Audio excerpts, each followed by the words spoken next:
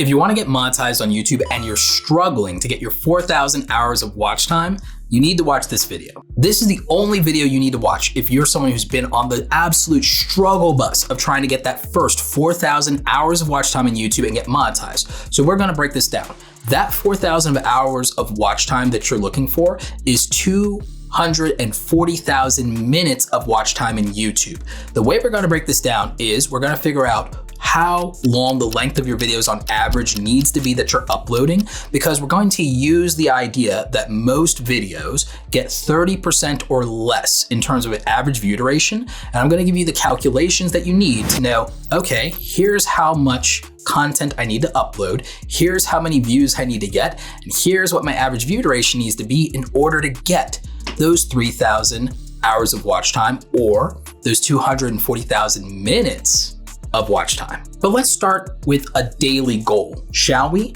Technically, if you really think about it, since YouTube, the qualifications are 1,000 subscribers and 4,000 hours of watch time. If we're going for full monetization instead of the lower threshold of 500 subscribers and 3,000 hours of watch time, we want full monetization. What if you were getting 24 hours of watch time a day? You would actually accomplish getting monetized in YouTube in under 6 months if you were getting 24 watch hours per day. If you were getting 48 hours of watch time a day, you'd be able to accomplish the watch time for monetization in 90 days or less. So there are a couple of approaches you could use for this. What a lot of creators have done, even some of the creators I've coached have managed to do, is take advantage of YouTube live streaming and being able to get a live streaming audience, either by bringing people over through notifications on other platforms, or they've taken advantage of vertical live streaming, something that didn't exist before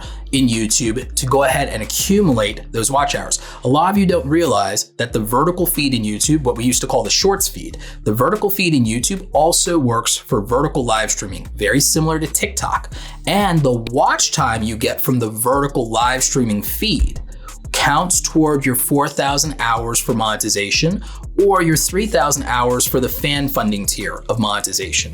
So you can take advantage of this. And when I say that, all of a sudden, the idea of getting 10 hours of watch time, either through people watching a stream all the way through or through watching replays of a stream, doesn't seem nearly as daunting. Now, does it? Now, doing that daily is an intense grind, but I've known people to get monetized doing this in as little as 90 days, and in some cases 1 to 2 months, by building up that vertical live stream audience in YouTube because of how much the YouTube algorithm pushes the vertical live streaming. Now, something you do need to know is that YouTube Shorts do not count toward your watch time goals. The vertical live streams do, but the YouTube Shorts videos don't, including the up to 3-minute YouTube Shorts. I've actually done a video about 3-minute YouTube Shorts if you want to learn more about that. Our monetization goal here is going to focus around watch time instead of Shorts views. The vertical feed is not Shorts streaming, as people like to call it. It's just vertical video live streaming. That's all. It's just a live stream in vertical format. It counts toward the watch hours. Doing that would be one strategy you could use in order to get your watch hours. You do have to leave those videos public instead of unlisting them. And I would recommend that if you take this strategy, that you also make those videos for replay value instead of making them disposable. This absolutely works and is something that has been successful for a lot of creators, which is why more of them are getting monetized now. But it's not the only method. If you want to do non-vertical live streams, this method also works. You might have to, if you don't have somewhat of an audience build up, use other platforms to try to get traction on these live streams and get a few people to commit to viewing them from beginning to end. But if you can keep people entertained and occupied for 90 minutes to 2 hours on a live stream and do that on a regular basis, or do some kind of sprint, do a 30-day challenge, tell your community that you're trying to stream every day for 30 days. Let them know that you have a goal. This could actually help you and it could bolster support. And if you manage to do that, even a few dozen people getting on stream with you and staying on stream is enough to accumulate the watch hours, because we broke it down by the math. Now, in terms of strictly long form content, let's go with the idea that you're gonna upload 2 long form videos a week throughout an entire year, and you're gonna make 100 videos for a year. You're going to target that, and you're gonna target 100,000 views for the year. If we're going that route, we need a 3-minute to 4-minute average view duration in order to be safe. The reason goes back to what I said about 240,000 minutes of watch time. If we have an average view duration of 3 minutes to 4 minutes across 100,000 views as our average, that gives us 300,000 to 400,000 minutes of watch time, which is more than enough, because 300,000 minutes of watch time would give us the 5,000 hours of watch time, which gives us more than enough to be monetized. Even if not all of our views or videos qualified, we'd be within a margin of safety if we have to unlist or private some of those videos to get approved for the YouTube Partner Program. So that would be the key here. Overkill is our strategy. That's why we want to target that average view duration. So what that tells us is that the length of our videos, since we're probably not going to get people to watch 100%, 50%, 80% of our videos, what would be normal would be about 30, 35%. If that's the case, and we're looking for 3 to 4 minutes average view duration, that means we need our videos to be in a target range of over 10 minutes. Ideally, I would tell you 12 to 16 minutes, because then you have a higher margin of safety. Does every single video need to be 12 to 16 minutes? No. If some videos are better shorter, so be it. As long as you can optimize them to get higher average view duration, that's totally fine, totally valid. There are videos I've uploaded that are 2 minutes or less on this channel without being YouTube Shorts that get 100,000 views, like my green screen tutorial. And there are other videos that I've made that are 4 hours and get 100,000 views, even if it takes them a year. So videos of all lengths have historically succeeded on YouTube and can succeed on YouTube. We're just reducing this to a mathematical formula that makes it simple for us to have a set goal that we can try and hit, and we're trying to format our videos in a way that makes the math work for us, because as much as I know you want to express yourself or make your art or do these things, you're going to be more motivated to do it when it's paying you. So let's at least do the things that will help us get monetized on YouTube first, and then that will open up the room for more creativity later, and we'll also have an audience that's showing up for it. So as I said, we're going for this length. The other benefit of having this back catalog of 100 videos is that as we have more videos to promote, and for YouTube itself to promote on our behalf, we have the compounding effect of people watching and people subscribing. Now, something you're also gonna wanna do with this video length, and I know a lot of big YouTubers preach against this, but I'm gonna go against the grain here. I want you to actually go through the trouble to ask people to subscribe on YouTube. When I've seen creators go from not asking and doing the call to action, and when they start doing it and they do it correctly, I've seen them 3x to 10x the number of subscribers that they get per week by doing this. And I've coached hundreds of channels, and I've talked to thousands of creators, and this tends to be the case. The exception to this rule is established creators that are well over the 500,000 mark. It doesn't have the same effect for them. This tends to actually be something that is to the advantage of smaller YouTubers that people want to see succeed and want to see come up, because they're creating value in a way that a big YouTuber might not have. That's gonna be important. The way you ask for the subscribe and do a call to action correctly is if we're optimizing a video for like 12 to 16 minutes, 3 to 4 minutes in, after we've been creating this value and kept these people watching, we probably still have anywhere from 1/3 of the audience captive to half of the audience captive at this point.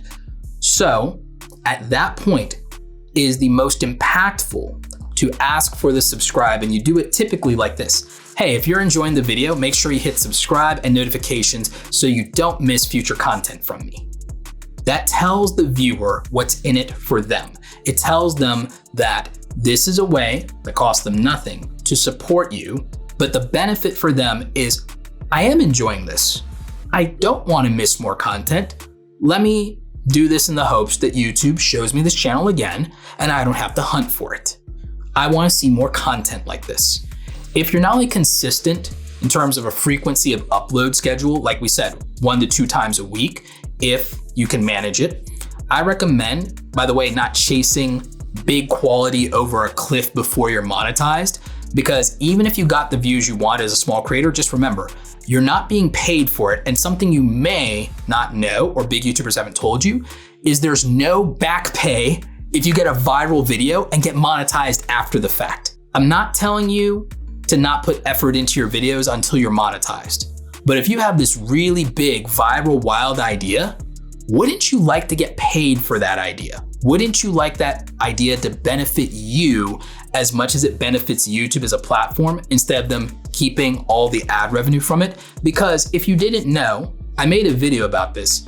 YouTube will run ads on your content before you're even monetized. They have it called the Right To Monetize policy. YouTube has the right to monetize your content, whether you profit from it or not. You may not like it, you may not agree with it, but I want you to know the truth. And a lot of videos don't bring this up.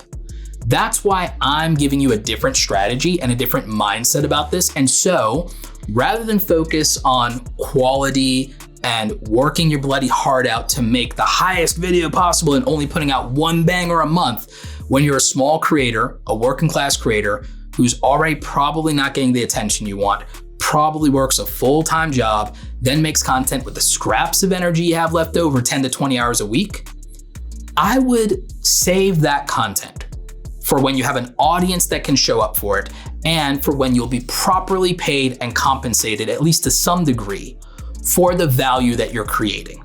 That's my view of it. I would rather instead that you try to be consistent at content that's good enough at this point where you still actually can learn from it, grow from it, study the analytics a little bit, study the audience response to things. And that means that that big idea that you have in your heart is only going to be better when you release it later down the road and when you can be paid for it. So that's just some friendly advice, creator to creator, on why I don't want you to jump the gun on, I'm only going to make bangers from day one. It's not going to work out for most of you. And even if it did, you might be surprised by the fact that you get no back pay on ad revenue from that. And you might resent that afterward, and you'll wish that you had waited. So let's get monetized first. Let's get paid. I know it's not all about the money, but you do kind of deserve to be compensated if you're going to bring traffic like that to the platform. If you're going to bring viral traffic, you should be getting viral dollars. It's just my opinion. So again, we're going to optimize for retention and watch time here. And as I said, when we have the captive audience, but we've already created and delivered value from them to where they can say they are enjoying the content and there's a reason to subscribe, that's going to help us. The other thing with the frequency of upload and the back catalog of content is that we may not be able to get them to do it after hearing it one time. We're going to do this in every video for the most part, because if they hear it enough times, it becomes easier to win them over and to do it. Also, we will have delivered value for them more than one time, so it's not a fluke, and they see us being consistent and we keep delivering for them, so they'll feel we deserve it more than somebody who's inconsistent. That's the other thing.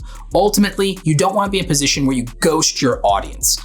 Consistency has the best win rate and track record in the world, and there's nothing more powerful in this universe than compound interest from compounding effort and outputs. That's why I want you to try your best to focus on this 50 to 100 videos in a year, 1 to 2 videos consistently in a week.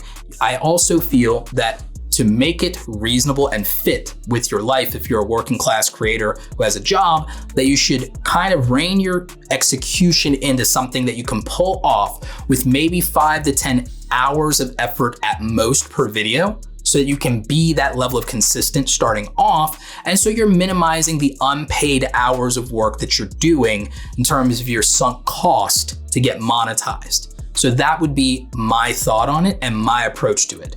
And this is how I feel that you can get your 4,000 hours of watch time by using a system and gaming the math. So hopefully you guys found this video helpful. If you're still struggling with the subscribers and getting the 1,000 subscribers, we have a dedicated video you can watch on that. I'm gonna link to it down below so that you can get that video. Also, If you want to make better videos, we have a free Creator Foundations course with over 4 hours of content and a 90-minute masterclass on monetization so you can start making money. That's completely free, and I'm going to link to it in the description down below. Stay awesome, and I will catch you next time. Take care.